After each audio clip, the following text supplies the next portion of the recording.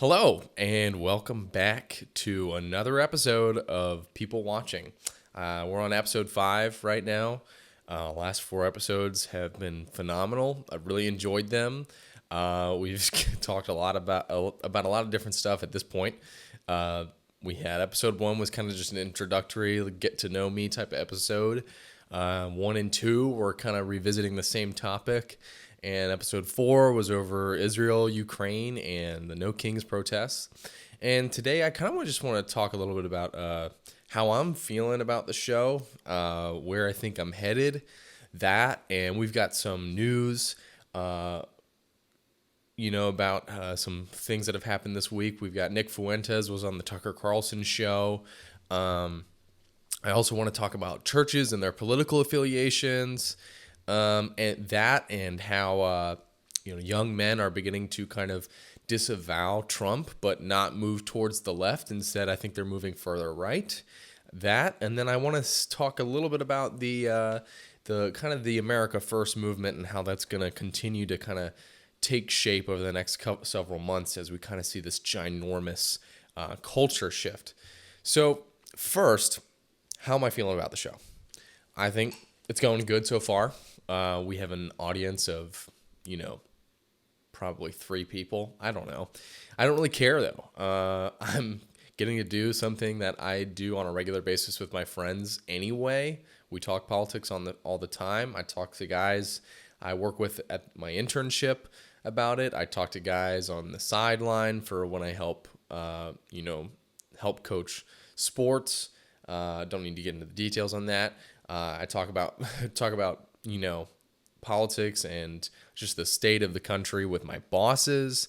It kind of follows me everywhere. So the show really was just kind of like this fun way to record what I'm talking about, especially in an era where there is kind of this new kind of wave of people starting to get involved in politics. I would hopefully like to include myself in that. I would like to be part of this new kind of, change we're seeing. But I think that's kind of as far as I go with, the purpose of the show, other than just having fun.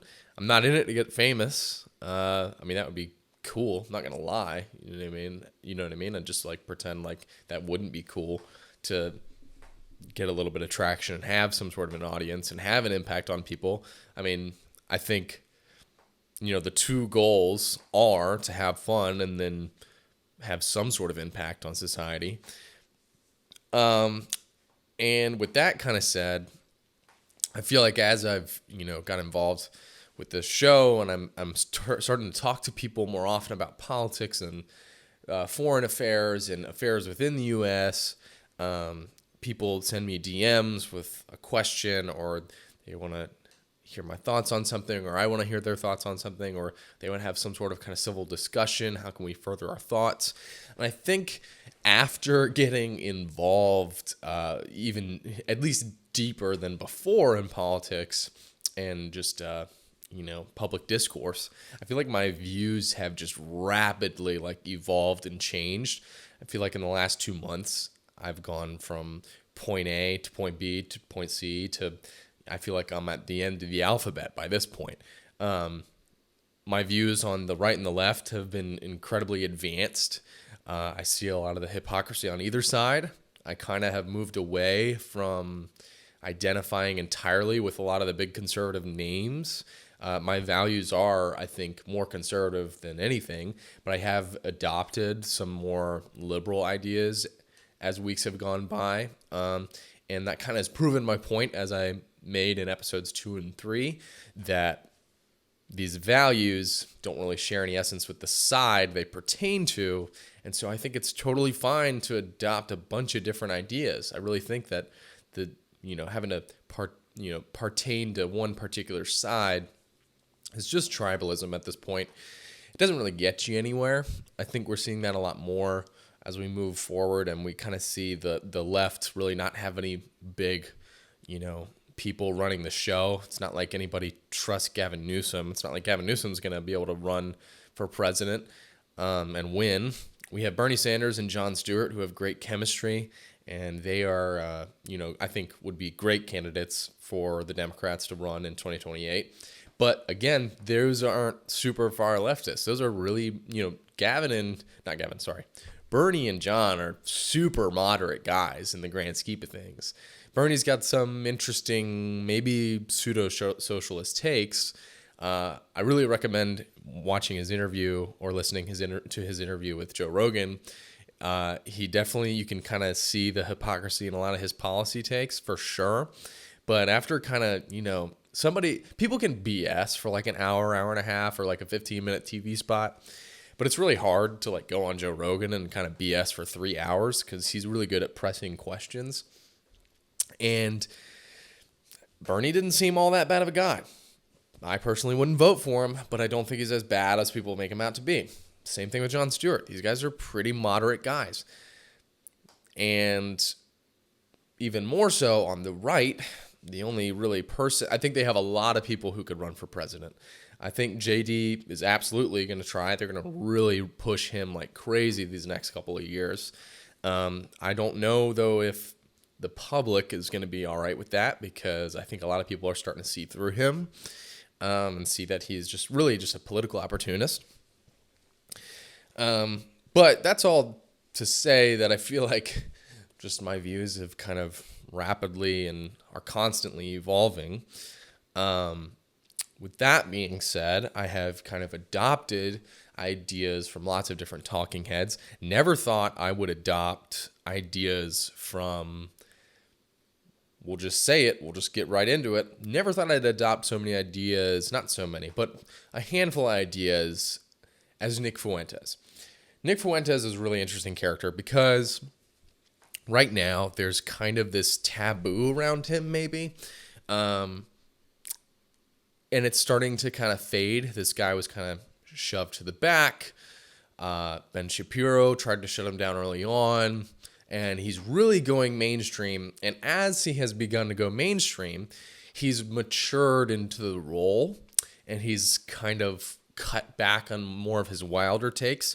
He still has some interesting beliefs, and some that we all should take it with a grain of salt or just completely reject. Now, I think those two things go for every political talking head. Anybody you meet, you should take everything with a grain of salt, or don't be afraid to completely reject an idea they had. It's totally fine to disagree with people. What is not fine and unproductive is to completely isolate and silence somebody and not hear their ideas out. I'm not okay with the left doing that. I'm not okay with the right doing that. And the right, as of right now, after his visitation with Tucker Carlson, they're really trying to shut him out. And I think there's the general public that listened to this episode or hasn't even listened yet is kind of seeing through the behavior from everybody on the right that's trying to shut him out. I think a lot of people are like, this is weird. Why are you doing that? I thought you were free speech warriors. Kind of going further into this Nick Fuentes thing, like an example of something I disagree with is he's pretty anti-race mixing. He has a whole spiel on why. I haven't heard him kind of propose this idea in a long time. He's kind of hit a lot of big shows recently. He's on kind of a, appearance run right now. And I'm yet to kind of hear some of his more extreme ideas. On Carlson's show, he did share some, I would say, a little controversial ideas on women, but that's kind of typical. I think he's, I think this is the thing with Nick is that he's got a lot of ideas that seem wild, but they're stemming most of the time from a real legitimate issue. His stance on marriage right now, like why aren't people getting married? And his basically, he said it's the women. The women are liberal, they're allowed, they're promiscuous, they have, hoflation he talked about. They are, incredibly liberal, feminist. So there are some who really do believe that some of the roles between men and women aren't baked into our biology. There's some people who actively deny that. But that kind of, he'll go from there, which is like an accurate point, and then kind of be like, talk about the patriarchy and your wife is kind of supposed to kind of suck up to you, and Tucker kind of rebuked that and was basically saying, the greatest weaknesses for men is comfortability and getting, sucked up to. The men are their strongest when they face adversity. So anyway,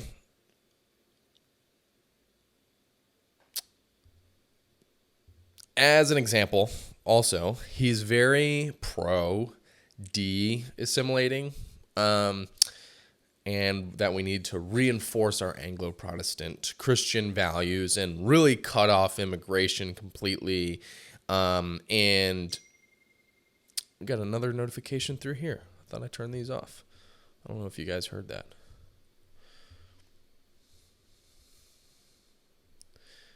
Okay.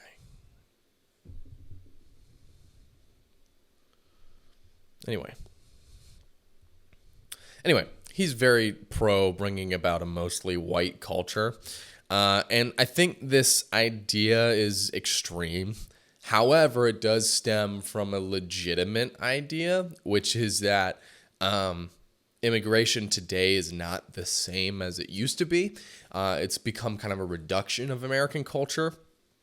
Think about statistically, a lot of immigrants today vote more for far more non-American values. A lot of them are anti-free speech, and they always vote Democrat. I think we can just kind of we can kind of look at what's going on in New York right now. Almost every foreign-born voter is voting Democrat over there, and then I think this is kind of plays a part in what radicalized Nick, is that he saw this years and years and years ago, and he's afraid of the outcome 50, 60 years down the line. And I think he's on to something, but I'm going to kind of put a big however, and it's actually, I'm not going to get into this yet. We'll get into that later. But I think he's got an accurate point. People aren't assimilating like they used to. I've had a friend of mine actually reach out about some of these points, and he seems to agree with them. His family is from Italy, has some a bunch of Italian culture. They came to America. His grandma was the first person to come to America. She came here legally, and they became Italian Americans. They assimilated into America, but then they continued to perpetuate, American culture still, while also, maintaining their own within their household.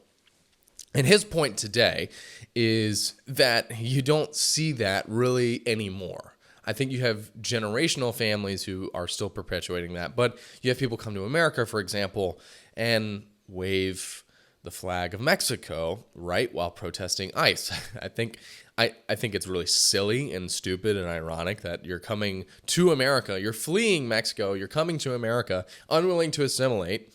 You're coming here illegally, and then you're going to wave the flag of Mexico in the streets of America. It's just really ironic to me. And it's like a lot of these people are unwilling to become, blank Americans. And we're seeing that more and more and more as time goes on. I think the greatest example is London. Look at London, not just London, but England as a whole. They are majority Muslim now. Their land is owned majority by what is it? It's which families are they? They're the Arab Muslim families. I'm forgetting. It's the super rich families. Anyway, I think it's hilarious that we're living in an era right now where I'm actually getting to witness London and England get colonized versus the other way around. It's kind of hilarious. Anyway, but the idea that we need to slow immigration is factual. And yes, we need to avoid the importation of voters, also factual.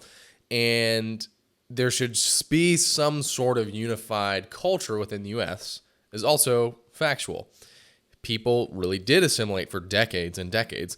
And again, I'm going to reinforce this point. It doesn't really seem like that's happening anymore. I'm using these points as kind of a temperature check on Nick's views. Because a lot of these ideas are factual and some might think are controversial, but they're not, inherently white supremacist. But given the wrong context and the right snippet, they really could come off as white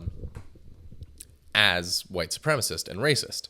And so I think this is a great kind of example of Nick as a person. Is poor guy might have some really good ideas and they're rooted from a factual idea. However, maybe the way he frames them is not the best.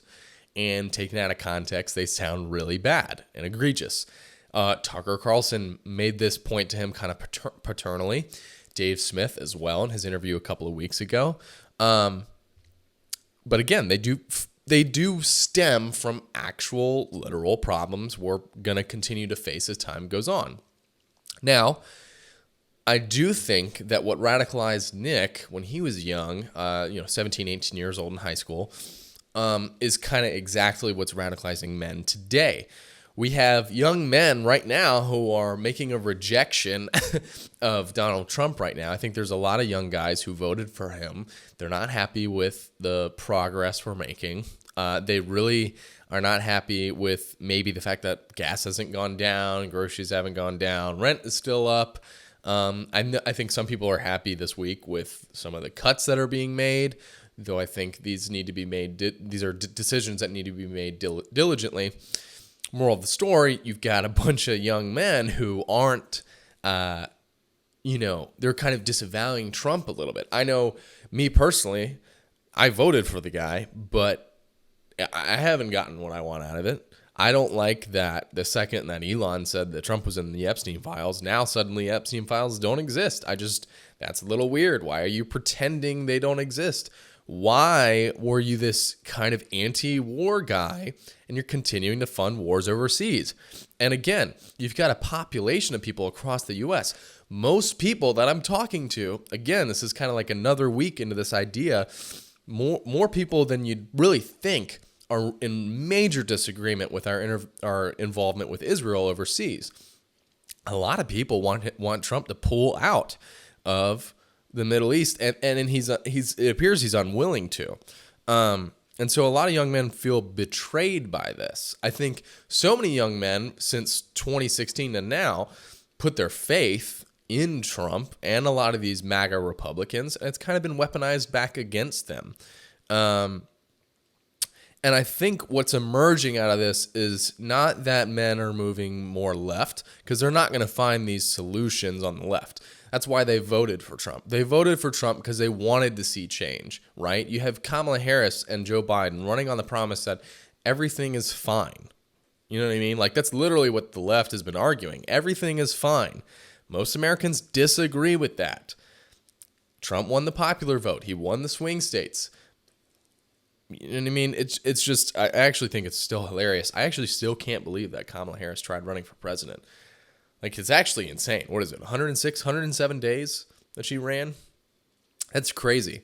One of the most unpopular vice presidents of all time, running basically on the idea that she, wasn't the border czar and that the border is fine. And don't try and correct me on that, because they said that all the way up until election season, right? They were like, things are fine.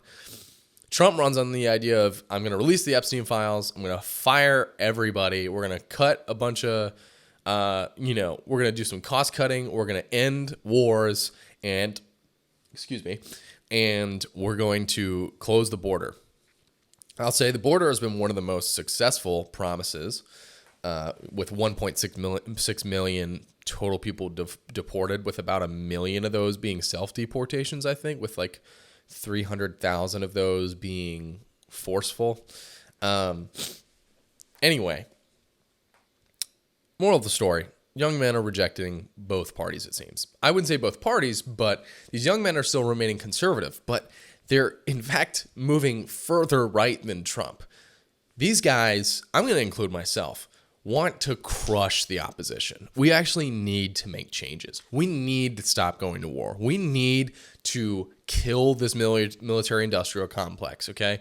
We need to bring back, the gold standard for the dollar, get out of the Federal Reserve, We need to shut the border completely. Some would even argue, Nick Fuentes made this as one of his final points in his interview with Tucker Carlson, that we need to really bite back and show that the immigration law is the law of the land.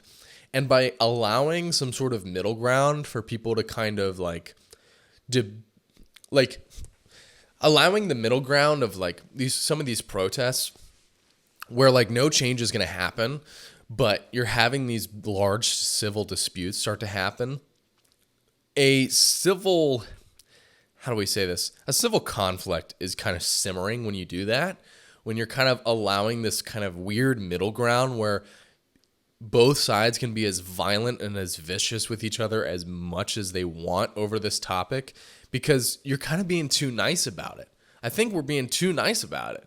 If we really want to shut the border down and give us a nice hard reset on immigration, we gotta, Nick says this, I don't know if I fully agree, but you freaking arrest the governor. You arrest, you know what I mean? Why are these notifications so loud?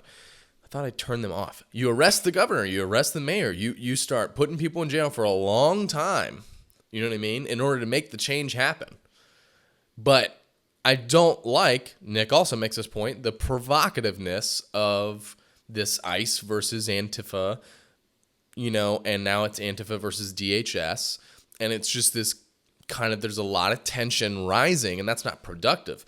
Now imagine if we just went in after the first couple of protests and we said, hey, this is the law of the land, deal with it. If you start hurting people or you box in ICE with your cars, we're going to send you straight to jail. The governor, if you're going to, basically encourage them to do this, we're going to put you in jail. If we did that right off the bat, problem would probably be solved. That's a little extreme, but I think a lot of young men are looking for that solution. I think that's the even further right that I'm kind of talking about. Anyway, I think we're going to see a lot of these super ultra America First views start to really take flight in the next coming months. I think it's just getting started, especially with Nick Fuentes kind of moving mainstream. You have a bunch of Republican talking heads super mad about Tucker interviewing him because Tucker, I guess, represents TPU. I think it's really interesting, though, that though Charlie Kirk would platform leftists in order to hear them out, there is people within TPUSA, think Josh Hammer and some of their donors, who are absolutely furious that he interviewed Fuentes, which I think just flies in the face of everything that Charlie Kirk stood for. I think, Charlie Kirk and Fuentes were absolutely opponents, but I think Fuentes had one of the most sincere kind of warnings of Kirk, and they were opponents, but I don't think they, hated each other. I do think Charlie Kirk was also part of that kind of coalition of people that really tried to silence him and, hold him back. Anyway,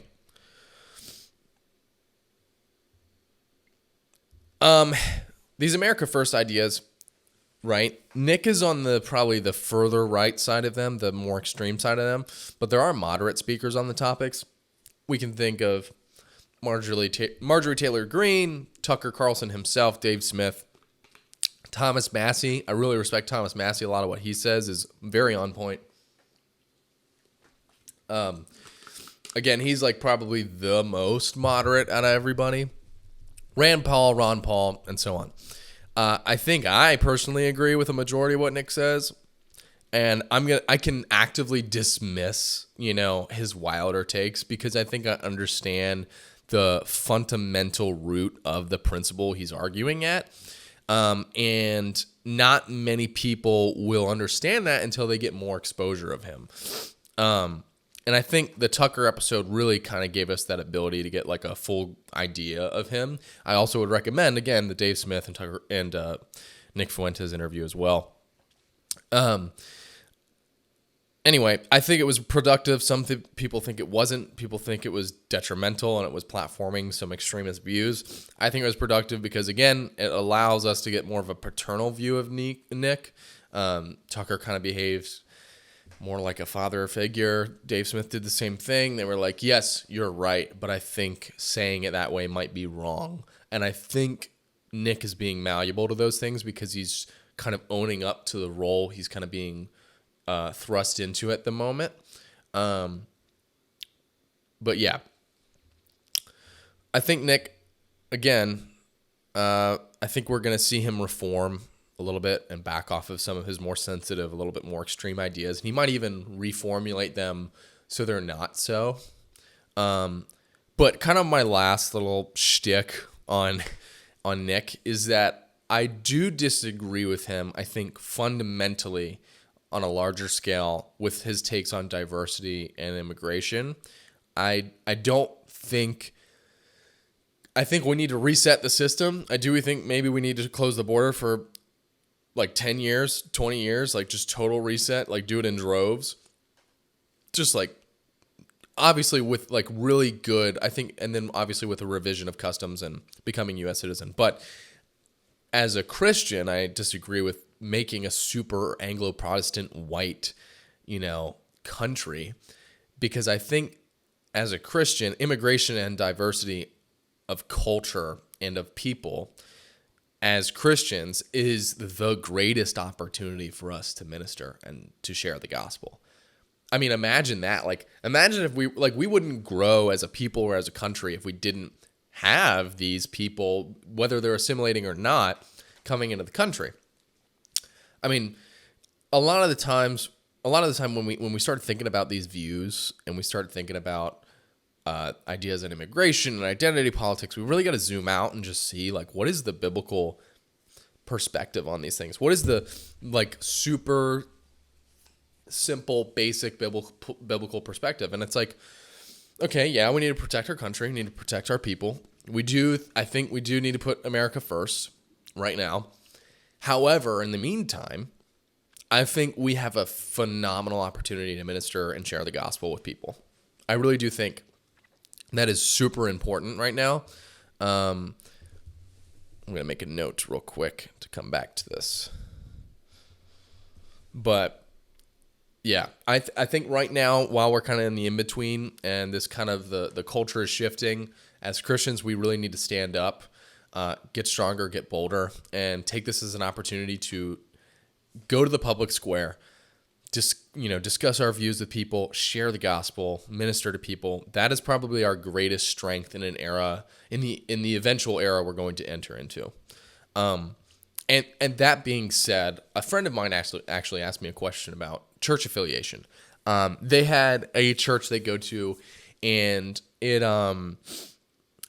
don't. Basically, their problem was that like, why isn't my church like pushing us to vote strictly like Republican and strictly conservative? And they said that they were given, biblical reasons as to why they shouldn't do that, but they still felt uneasy about it. So they asked me like, what do you think?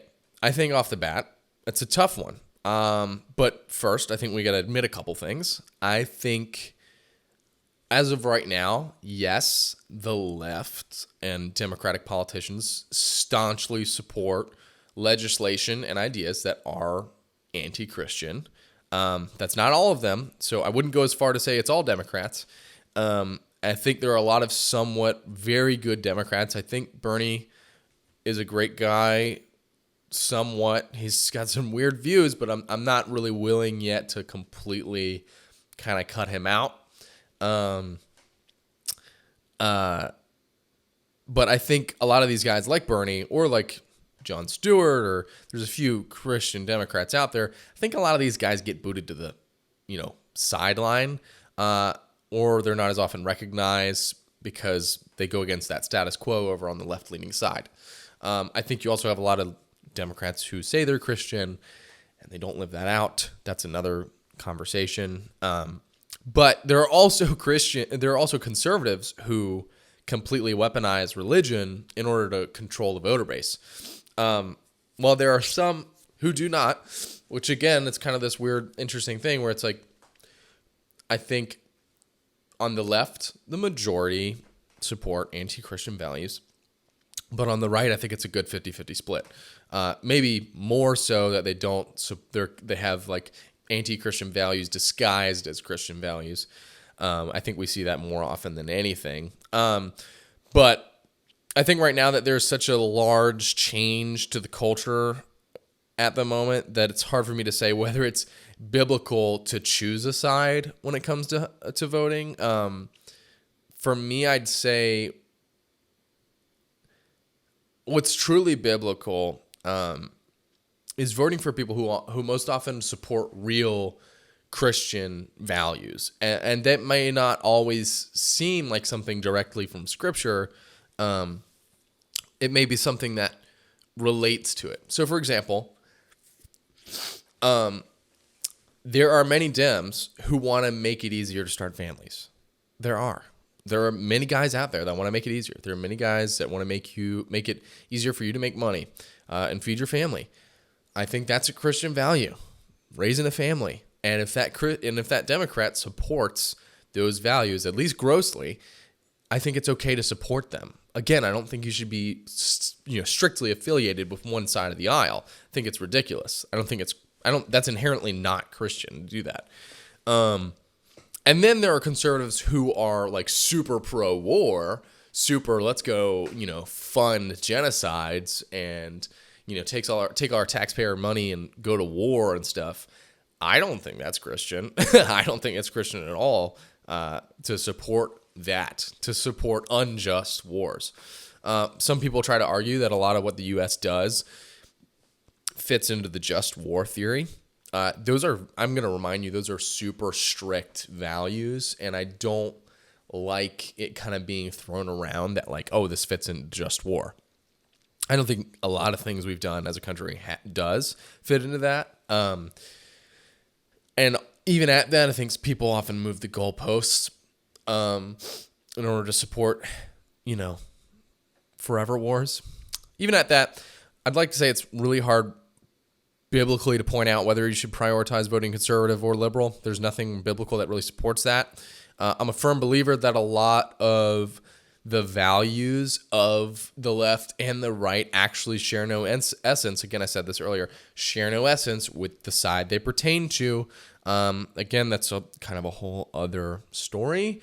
Great book on it called The Myth of Left and Right by Hiram Lewis. Really recommend it. Long story short, I don't think any church should do any more than encouraging people to vote on single issue topics, because collectively, I think when you start to vote like biblically on a single issue topic, you're going to find candidates who support those values and represent those issues accurately, at least based on the Bible.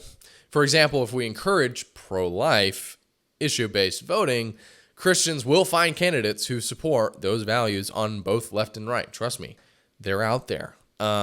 Same for gun rights, privacy rights, and so on. It's more accurate for me to say that you're going to find less support for maybe self-defense and privacy rights and pro-life. You're going to find less support for that on the left. That doesn't mean it's not there, though. But I still don't think it's accurate to push all support to the right, especially right now.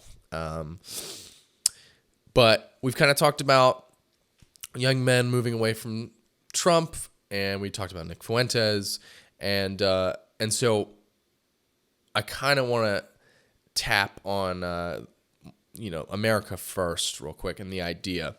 I think so. America First, right?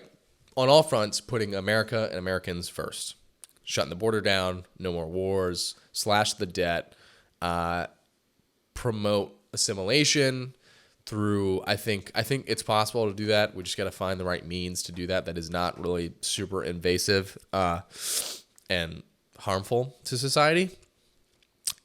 But I think it's going to succeed more than any other movement. And I think it's going to be the new rising power in the kind of the political spectrum. Because after COVID, we had the 2020 election. We had COVID. We had the 2024 election. We've had, almost 3 years of a war in the Middle East that we've been funding incessantly. We all wrote Israel a blank check. Most people agree that they're not okay with the killing going on over there. Christian Zionism is slowly on the way out as people realize that it's not cohesive with Christian, biblical, American culture. And I think because there's kind of this general consensus arising that the left and the right are both against us, and that kind of that idea of the elites versus us is starting to get reinforced and also reformatted. I think America First is going to succeed more than any other movement because of that. I think America First, again, there are different positions on it. Nick Fuentes represents like one side of the America First movement, maybe a little bit on the extreme side. But again, like you have people like Dave Smith, you have Tucker, you have Ron Paul, Thomas Massey. There's a ton of variety of opinions. I don't think we should shut out the conversation, and I'm kind of referring to the OG talking heads doing this, like Ben Shapiro and so on. But I don't think we should shut out the conversation just because Nick Fuentes might represent some of the more wilder, more extreme ideas. I think there is a giant future in this movement, especially with how young men feel about it right now. I think, like, for example, where I go to college, there's kind of a big kind of culture change happening right now. A lot of young men are against forever wars. A lot of young men are against against the war between Israel and Palestine. And I think that is a product of the America First movement, inevitably. And so going forward, I'm hoping that we stop silencing the conversation and we stop saying you're an anti-Semite if you oppose the war overseas. And I keep using the Israel example because I think it's the best example right now. I mean, what better example is there other than, senseless spending and funding of a forever war where literal genocide's happening overseas. It's organized crime. Anyway, I'm just hoping we stop silencing the conversation and people are open to listening to what people who support the America First movement have to say. I also think it's a middle ground. I think a lot of leftists and Democratic leaders could shift over to the America First side of things. I really think that we could find unity there. And that's what's most important moving forward, is that we find the utmost loyalty and unity to each other through public discourse, and we're not violent and trying to kill each other because we hate the other person's opinion. I think that is something fundamentally wrong with the left right now, and that's got to get sorted out. And I think the only way is we forcefully sort it out. Obviously, without trying to super, impede on people's freedom of speech. We got to be because it's a delicate thing. I don't know. I might be rambling right now, but at the end of the day, we got to find unity. And I think America First has the ability to do that for us all. And I think we should all explore these ideas. I don't think we should continue to be closed-minded. I don't think we need to tell your kids to shut up because, or tell them that they don't know enough or that they don't understand the conflict overseas. I think there's a lot of Christian parents who are, flipping out about their kids kind of disavowing Israel, the government. And I think there's a fundamental misunderstanding a lot of parents have today. And but it's also a giant sign of change right now. I think this next generation coming up is going to be responsible for a lot of positive and productive advancements. And I think the kind of boomer previous couple of generations are starting to see that right now. And it's going to create a divide between the two, but I think that's exactly what needs to happen in order for change to happen. It's going to be a radical change, and we just got to be praying about it. And we got to hope that at the end of the day, we continue to focus on our walks with Christ and that we try to represent him in every sort of conflict and discussion. I'm trying to do my best with that right now.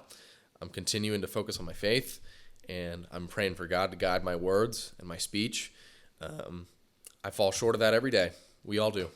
But that is what is going to win. That is going to be what is most productive. And we win this conversation.